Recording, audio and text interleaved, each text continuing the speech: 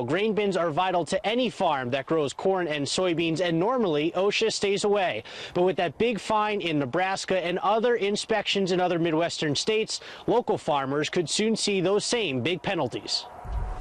Typically don't have much of a relationship with OSHA. For probably 40 years or longer, farms have always been exempt from the OSHA standards. And with good reason. Oversight and regulation doesn't come easy to places as unique as small family farms. You have, brand new equipment versus equipment that, has been in your family for generations that's still very useful and still very safe and productive. But now OSHA is sending inspectors to some Midwestern farms, while at the same time saying it's not violating the exemption granted by Congress that those farms enjoy. So what was this non-farming activity that OSHA believes it can regulate?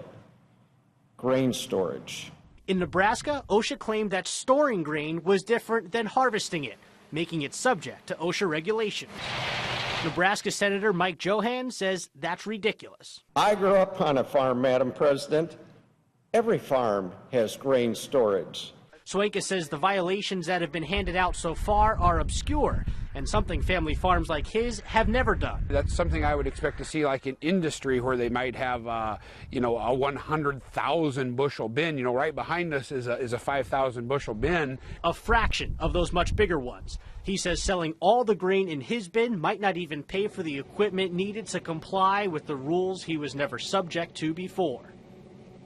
Senator Grassley has joined in with 41 other senators questioning OSHA's actions. And just for an idea for how big that $135,000 fine is, a brand new 10,000 bushel bin costs $35,000. So that means for the cost of the fine, you could install almost 4 brand new bins. Covering the corridor in Cedar Rapids, Kevin Barry, CBS 2 News, 10 at 10.